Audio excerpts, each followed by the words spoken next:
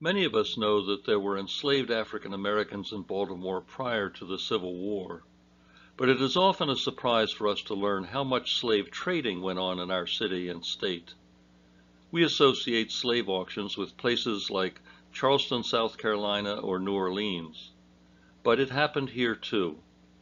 And in this story, we will focus on the period between the War of 1812 and the Civil War of 1860.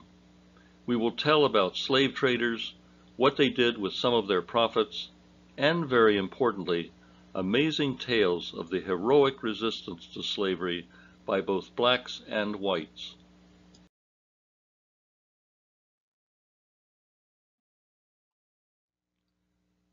The War of 1812 was a conflict called America's Second War for Independence, because it was experienced by many in the U.S. as an unsuccessful British attempt to reverse the American Revolution.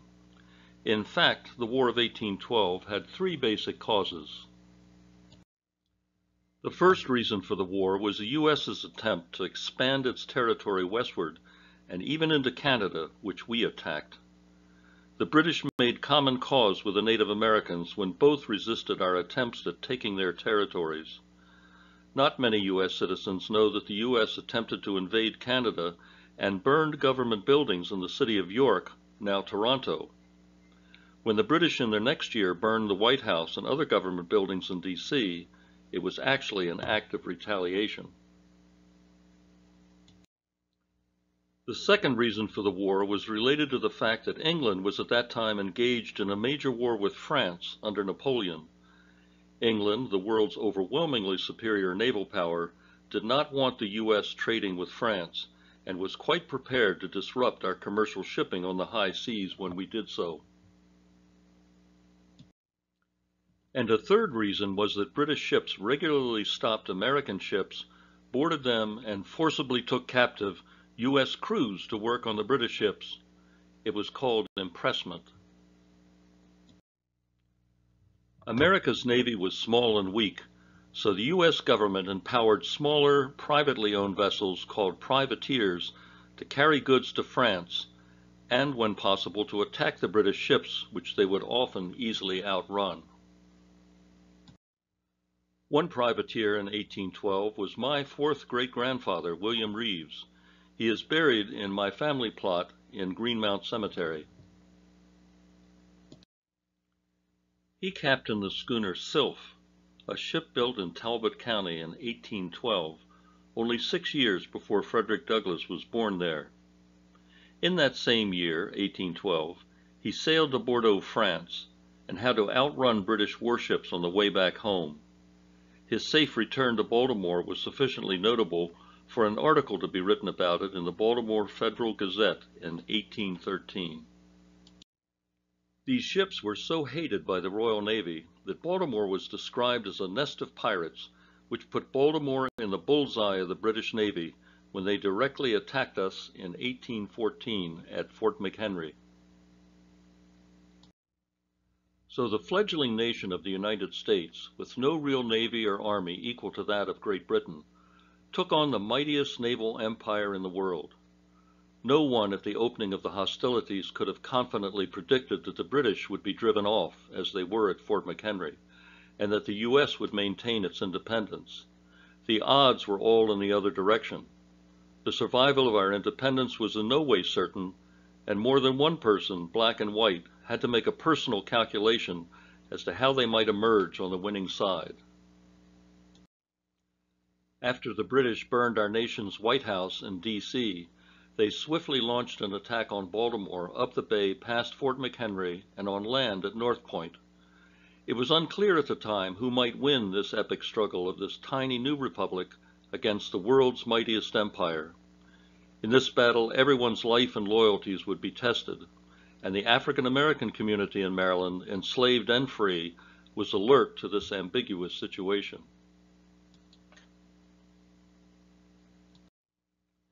Sir Alexander Cochrane was famously the commander of the British Royal Fleet that attacked Fort McHenry in September of 1814. What is less well known about him is that he, more than anyone else among the British, was responsible for the decision to recruit and arm American slaves. England offered freedom to any enslaved person who would join their side. Cochrane understood that the enslaved on American plantations, and even free men, would be more than willing to secure their freedom by fighting for the British, who might be the odds-on favorites to win this war anyway.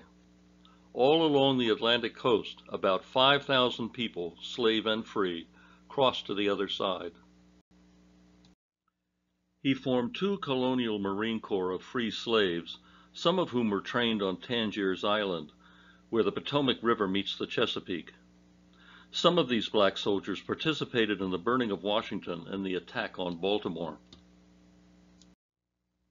Cochrane praised the new recruits as having great spirit and vivacity and perfect obedience. He also gleefully noted that because of their familiarity with the land, and especially their motivation to be free, they were infinitely more dreaded by the Americans than the British troops. The successful slave rebellion in Haiti less than a decade before was very much on the minds of the white Americans as they faced armed blacks in the War of 1812. It was certainly on the mind of Francis Scott Key as he watched the bombardment of Fort McHenry from one of Cochrane's ships and penned the words to the 3rd paragraph of the Star-Spangled Banner. No refuge could save the hireling and slave from the terror of flight or the gloom of the grave. Still, many thousands of blacks, enslaved and free, participated in the defense of Baltimore in a country which enslaved them, hoping that their service might win them some greater measure of freedom. Blacks alongside whites dug trenches and fortifications to defend the city on the hill in Patterson Park, where the pagoda now sits. Moreover, Baltimore had many free blacks who, as naval mechanics, sailmakers, riggers, carpenters, and shipcaulkers, helped build naval ships and gun carriages and built defenses. And black sailors had a reputation for being some of the best on the sea. One black man was George Roberts, a crew member aboard the Chasseur, nicknamed the Pride of Baltimore. He was working the ship as a gunner when his overly zealous captain engaged in a single-handed blockade of the whole of England. Roberts helped sink 17 British ships. He was described by his captain as having the most intrepid courage, and he was celebrated as a war hero when he returned to Baltimore after the end of the war in 1815, and even for many anniversary celebrations in the years thereafter. This is a contemporary replica of the Pride of Baltimore, built exactly like the ship on which Roberts fought. As a younger man, he enjoyed the freedom of the seas, but in his later years on land, and in an increasingly repressive Baltimore, he experienced more and more restrictions, dying in 1861, never living to see the formal end of slavery in the land that he fought so hard to defend. And then there was Frederick Hall, a runaway slave from Prince George's County, whose enslaver put out a bill of reward for him in May of 1814, the document on the left.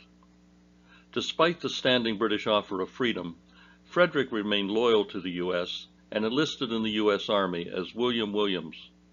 The Army was so desperate for recruits that it probably didn't check his ID too closely. William was killed in September of that same year fighting at Fort McHenry.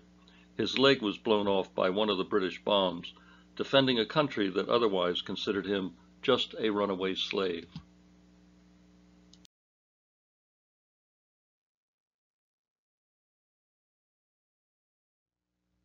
As the War of 1812 drew to a close in 1815, and as the Washington Monument in Baltimore was being erected on the wooded Belvedere estate of John Edgar Howard, a hero of the war, a new and highly lucrative business opportunity opened for some whites. Slave trading in Baltimore was about to become very efficiently organized, and a profound threat to all blacks in the area, slave and free. As we have described in other videos, slave trading in Baltimore at this time was not about the importation of enslaved Africans into the state of Maryland. Slave trading in Baltimore was about the exportation of enslaved people from the Middle Atlantic region to the Deep South, what some have called the Second Middle Passage. By federal law, enslaved Africans could no longer be imported into the U.S. after 1808. At the same time, fewer slaves were needed in the Middle Atlantic region because of the switch from labor-intensive tobacco farming to less labor-intensive wheat and grain production. However, enslaved Africans were desperately needed in the South for the new and growing cotton and sugarcane plantations, and a black slave in New Orleans fetched at least twice the price of slaves in Maryland. For any young industrious entrepreneur, it was a great business opportunity. Stepping into this opportunity was a very young recent veteran of the War of 1812, Austin WOOLFOK. WOOLFOK had fought in New Orleans under Andrew Jackson, and he had seen the prices being offered in slave markets in that city. And he knew where the greatest resource for slaves was in the Middle Atlantic, specifically Baltimore.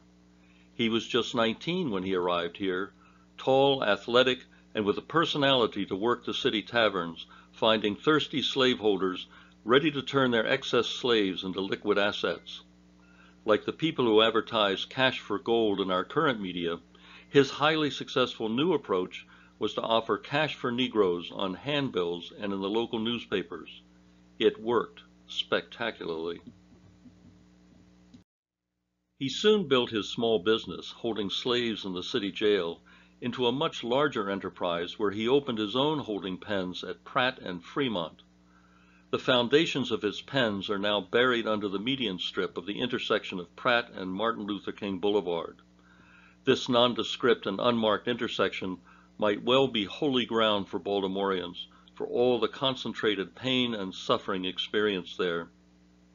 Many people are now learning the text of Frederick Douglass's famous "What is the 4th of July to me" speech given in 1852. In a less well-known part of that speech, he describes the workings of Austin WOOLFOK's business, a business that sold his own aunt down the river.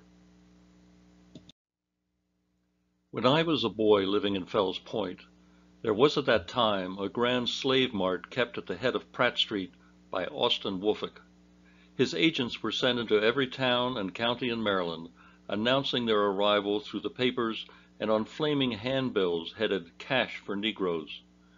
These men were generally well-dressed men and very captivating in their manners, ever ready to drink, to treat, and to gamble. The fate of many a slave has depended upon the turn of a single card, and many a child has been snatched from the arms of its mother by bargains arranged in a state of brutal drunkenness.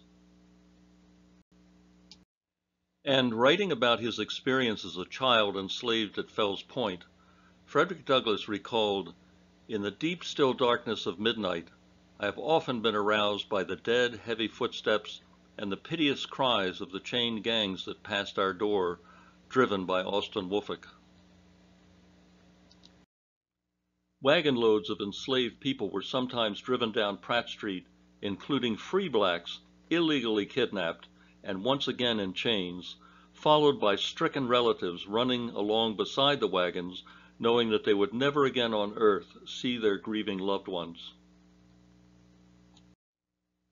But it was not just black people who hated and opposed the work of WOOLFOK. There were white abolitionists who were sometimes so influential that they forced WOOLFOK to move his enslaved people at night under the cover of darkness to avoid notice. One such person was the Quaker Elisha Tyson. He moved to Baltimore in 1781, made a fortune as a miller of wheat, was a member of the Baltimore Quaker meeting, and in 1789 he helped to found the Society for the Abolition of Slavery. He opened the first school for free blacks, and he created many safe houses on the Underground Railroad. He purchased blacks at slave auctions and freed them, initiated lawsuits for kidnapped blacks, and created vigilante groups to prevent blacks from being kidnapped and enslaved in the first place. When he died in 1824, thousands of black people followed his casket to the Quaker burial ground. An obituary of Tyson in the United States Gazette said that the wrongs inflicted on Africa's children made a deep and indelible impression on his heart till its last beat. In the same year that Elisha Tyson died, another Quaker abolitionist, Benjamin Lundy, moved to Baltimore and took up the cause. 4 years later proved to be a dramatic year for this freedom fighter. In 1828, at a lecture in Boston, It was Lundy who convinced William Lloyd Garrison to devote his life to abolition. And when he was in Baltimore, after having routinely denounced Woolfolk in his newspaper, Woolfolk accidentally met Lundy on the streets and beat the unresisting Quaker with a stick so hard that it nearly killed him. A judge sympathetic to Woolfolk in the slave trade fined Woolfolk $1.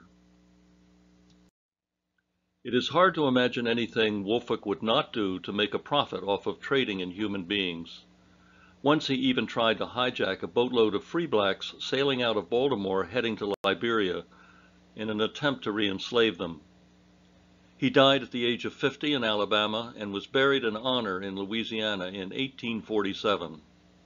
But Woolfolk's success and his cruelties were known far and wide. An article specifically denouncing Austin Woolfolk and other Maryland slave traders appeared in a newspaper as far north as Hartford, Connecticut in 1825. It specifically said, "What is man? And what man, seeing this and having human feelings, does not blush and hang his head to think himself a man? Yes, the high-souled people of this country, whose monuments attest their devotedness to freedom, quietly suffer an abominable and guilty traffic in human flesh and blood to be carried on under their own eyes. Why does not the ballot box speak out in tones of thunder? Why is the press as silent as the grave? Why have we not societies in every county whose business it should be to probe this fatal gangrene of moral and political corruption and expose to public view the putrefying mess in all its rottenness? Let us talk no more about our religion and benevolence while we tolerate in the bosom of our country a traffic so fell as this." But Woolfolk's business model was such a success, transferring so much human capital to the South, and so much borrowed wealth from the lower South to the upper South, that he was not only imitated but improved upon. A company with headquarters in Arlington, Virginia, but branch offices in several other cities, including Baltimore, put Woolfolk out of business in about 1828. Woolfolk was succeeded by the Corporation of Franklin and Armfield, the U.S.'s most successful slave traders. The formal portrait on the left of Franklin depicts a man who casually admitted to raping a number of his enslaved black women. And Armfield, depicted on the right, in a black coat, is drawn supervising the passing of a large coffle of enslaved people from this area who were forced to march into the deep South. These two men enriched themselves trading in human flesh, and even more than Woolfolk, threatened the communities of the free blacks in the cities where they operated. Imagine the fear and anguish of the parents of these children, most of whom were almost certainly kidnapped off the streets of Baltimore, Philadelphia, or D.C.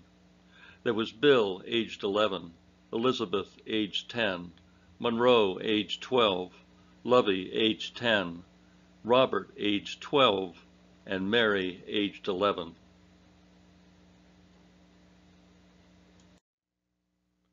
Their firm sold about 2,000 individuals a year.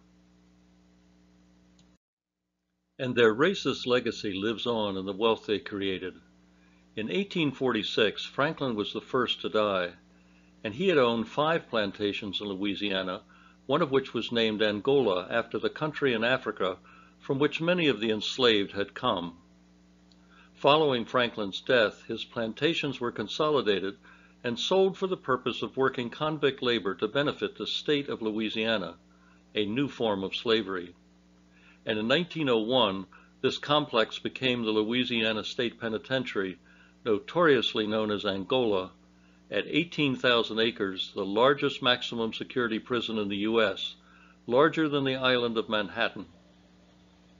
In this age of mass incarceration, 75% of the inmates are African American, and 70% of them are lifers. The African American author Clint Smith points out that if we were to go to Germany today and find a maximum security prison, 75% of whose inmates were Jewish, built on top of a former concentration camp, we would be sickened by the anti-Semitism.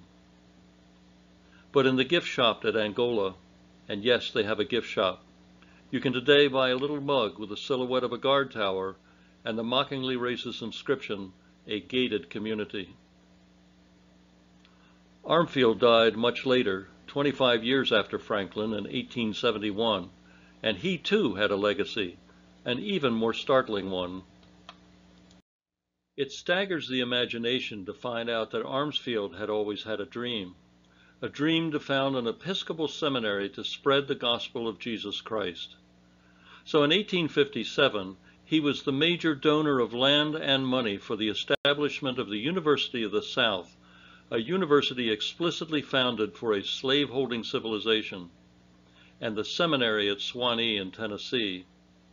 Both of these institutions still exist today. One of the Episcopal Church's seminaries was founded and still runs on the legacy of money earned trading in human flesh. For those who find the idea of reparations difficult to understand, perhaps laying side by side in our imaginations the list of kidnapped children we have just read, and the invoices for the beautiful bell tower and chapel at the seminary will make the issue clearer.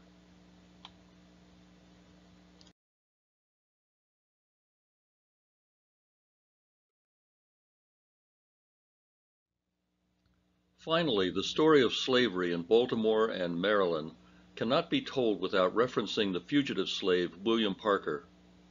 William Parker was an enslaved man in Anne Arundel County. He was very thoughtful and self-possessed, so much so that he lived his whole life, even as a child, as if he were bulletproof. He feared no one, and demonstrated it time and time again. And his escape into Pennsylvania is linked in a very strange way to the assassination of Abraham Lincoln. Parker's parentage is a bit uncertain, but he was raised as an orphan living in what might be considered a dormitory with other enslaved orphan children. When he was a little child, and the older teenagers picked on him, such as keeping him from the only fire in the building, he organized the other small children and took on the teenagers until they let them have their share of the only source of heat in the freezing building. He was an early leader. He was horrified when he and a friend hid in a tree and witnessed the slave auction on his master's property. He watched as some of his only relatives were carried away, and he was determined to run away himself. He waited until he felt he had a good excuse, as if slavery itself were not enough. When he refused to work on a rainy day, his master came to his quarters with a whip to beat him. He was now 17, and he grabbed the whip and beat the master, and then coolly bid farewell to his remaining relatives before heading off to Pennsylvania, a free state. On the way, a slave catcher tried to stop him at a bridge. He broke the slave catcher's arm. He settled into a house rented to him by a sympathetic Quaker in Christiana, Pennsylvania, and Lancaster County. He met and married an equally courageous woman named Liza. On Liza's escape from Maryland, she had hidden in a wagon with others, not knowing that the driver of the wagon was working for the slave catchers and making a big circle to take her back to her place of enslavement. When the sun came up after her first night on the wagon, she peeked out and realized with the others what was happening. She whipped out her scarf from off her head and strangled the driver. She thereafter made her way to Christiana, where she met and married William. They had 3 children. After moving to Christiana, he was taken to hear a speech given by Frederick Douglass, and he was startled to realize that they had known each other as very young men in Maryland when both of them were still enslaved. William was deeply impressed by Douglass's strong eloquence and his truthfulness about the nature of slavery. And while relishing his freedom, he was deeply conscious of all those who were still enslaved. He later recalled, "I thought that, if I had the power, they should soon be as free as I was, and I formed a resolution that I would assist in liberating every one within my reach at the risk of my own life, and that I would devise some plan for their entire liberation."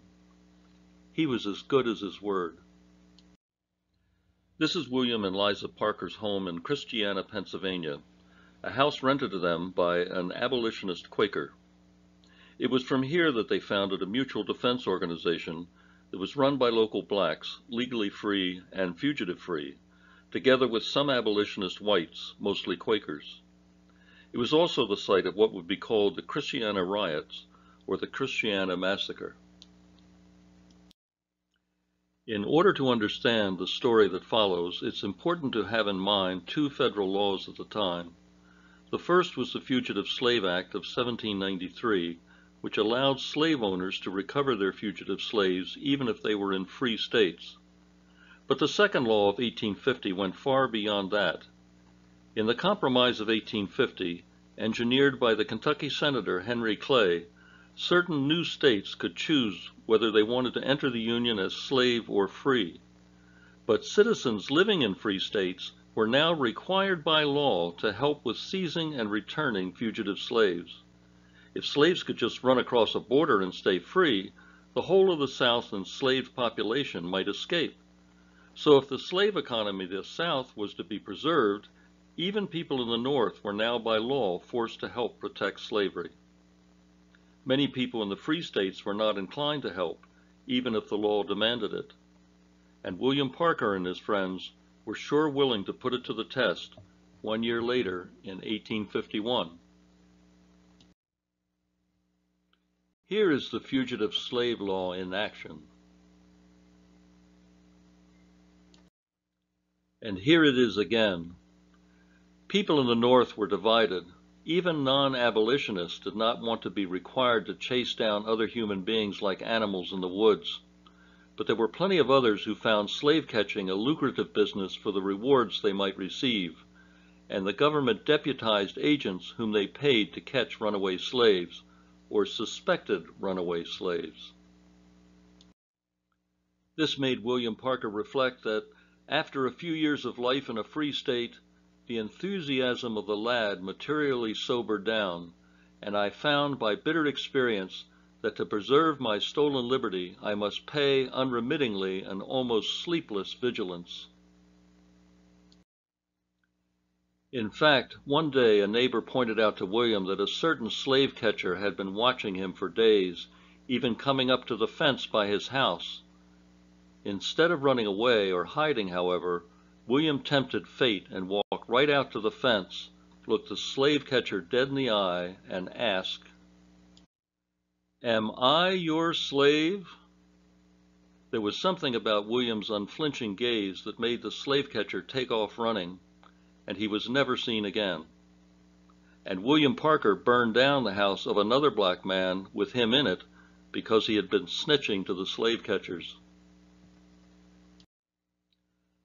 But one way or another, trouble was going to find William Parker, the man with the infectious courage.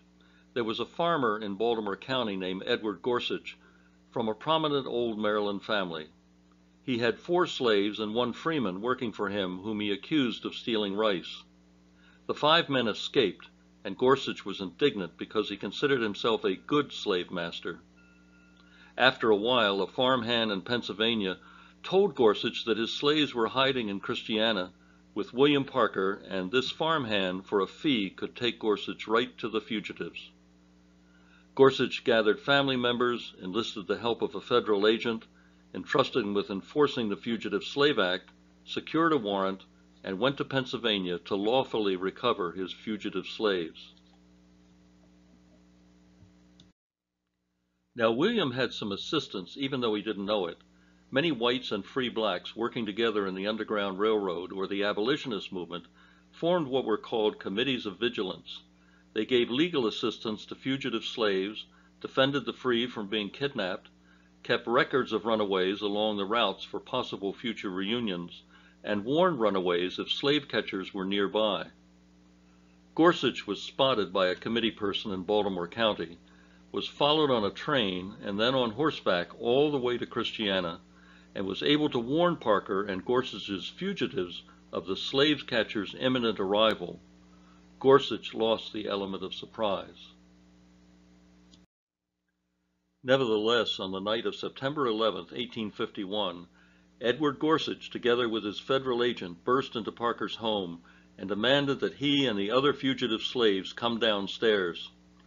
Parker was unarmed, but threw a fishing spear and an axe down the stairs and warned that if GORSUCH came upstairs, he would never come down.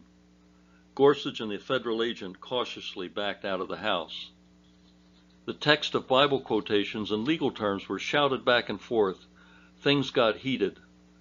Meanwhile, Liza, who had said she would never go back into slavery, leaned out of the upstairs window and blew a horn, a prearranged signal to all the fugitive slaves and free blacks and sympathetic whites in the area that a seizure was in progress. Bullets from Gorsuch's men, the first in the battle, flew around Liza's head, but she kept on blowing the horn, and in a short time Gorsuch and his party were soon surrounded and boxed in by hostile resistors who had answered Liza's call. In the midst of all this growing tension, Gorsuch walked up to a line of men outside of Parker's house and said, "I'll have my men or I will breakfast in hell." One of Gorsuch's runaway slaves, Joshua Hammond, had voluntarily shown up at Parker's house to help. He was in the line facing Gorsuch. Hammond said, "You'd better go back to Maryland, old man." When Gorsuch finally reached for Hammond, Hammond clubbed him, then clubbed him again, and finally fired a bullet into Gorsuch. Suddenly, Gorsuch was dead. Dickinson Gorsuch, Edward's son, who was part of the party that had come to fetch the runaway slaves, rushed to help his father when Parker's brother-in-law hit Gorsuch's son with 2 shotgun blasts, inflicting 70 wounds. Dickinson dragged himself over to a fence post and slumped against it, later to be taken to the home of the very Quaker who rented Parker his house. The rest of Gorsuch's party fled, and one of Gorsuch's nephews was hunted down and badly beaten, but he lived.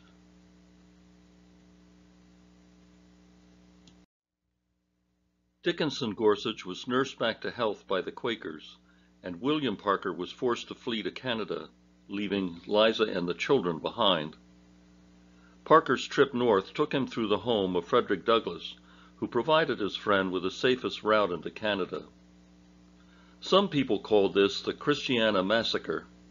However, the Baltimore Sun the next day reported the incident as a riot, while noting, "The Negroes plainly told them that they were prepared to resist to the death rather than one of their number should be carried off, but they would not fire unless they were first attacked."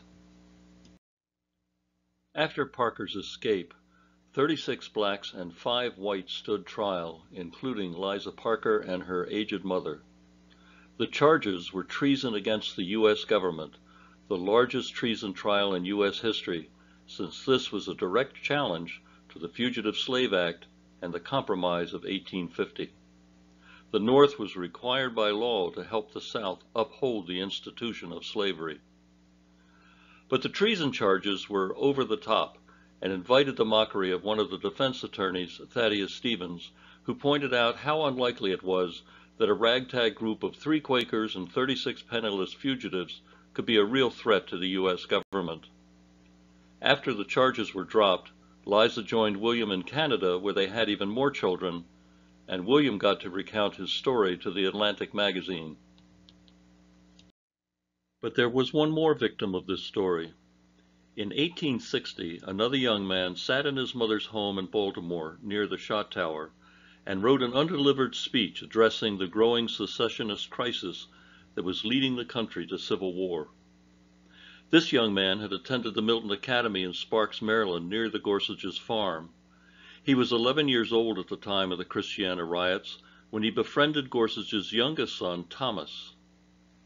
In his writings 9 years later, he expressed great admiration for the Gorsuch family, their father and the sons, and especially his best friend Thomas. He bemoaned the abolitionists who killed Edward Gorsuch and the abolitionists who acquitted the group that had been charged with his death. This young man was John Wilkes Booth. The killing of his best friend's father by fugitive slaves became one of the foundational stories for Booth's contempt for blacks and his hatred of the abolitionist Abraham Lincoln. With the flouting of the Fugitive Slave Acts, the national divides were beyond repair, and the Civil War was now inevitable.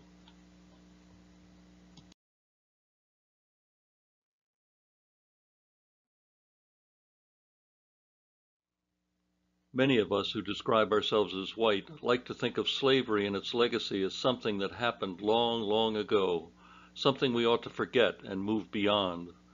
But slavery and its consequences are not just something in the past. In my family plot in Greenmount Cemetery, close by the fourth great-grandfather who was a schooner captain in the War of 1812, is another great-grandfather who tied my shoes in the 1940s when I was a little boy. He lived in my house until his death in 1952 when I was already 10 years old. And he was born in 1860. At the time of his birth, the Civil War had not yet started, and slavery was still the law of the land. He was 5 years old when Lincoln was assassinated. It is entirely possible that my great-grandfather and Frederick Douglass may have passed each other on the streets of Baltimore.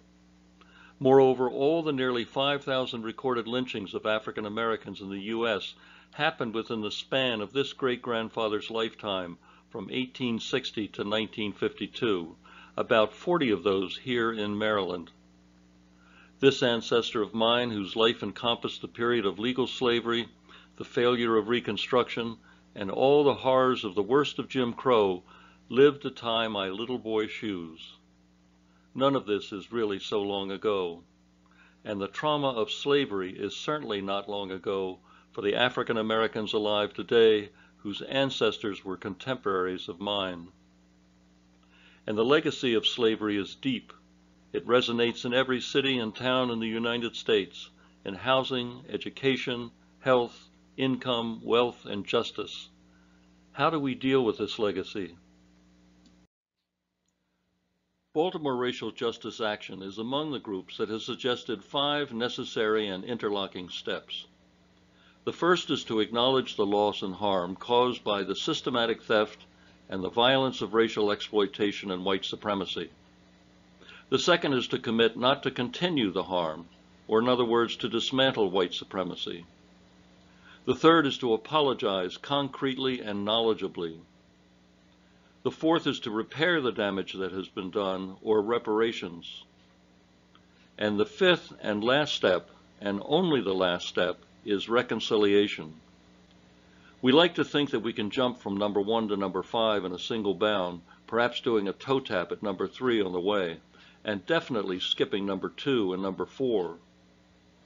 But after 400 years of stealing the labor and lives of African Americans, after 400 years of deliberate institutional terror to enforce this theft, all these steps are necessary to arrive at number 5, racial reconciliation.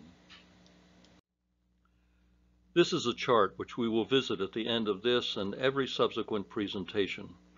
It vividly illustrates the magnitude of the challenges we face today in unraveling white supremacy and institutional racism.